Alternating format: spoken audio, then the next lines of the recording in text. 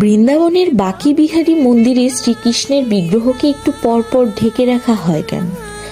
একবার এক নিঃসন্তান মহিলা সন্তান প্রাপ্তির ইচ্ছা নিয়েই বৃন্দাবনের বাঁকি বিহারী মন্দিরে আসেন।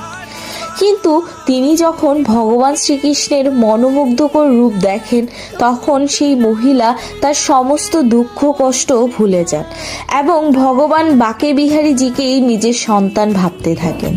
ওই মহিলার প্রেম এবং ভক্তিভাব দেখেও ভগবান শ্রীকৃষ্ণ ওই মহিলাকে নিজের মা ভাবতে থাকেন এবং সেই মহিলার একাকিত্ব দেখে ভগবান স্বয়ং ওই মহিলার পিছন পিছন চলে আসে।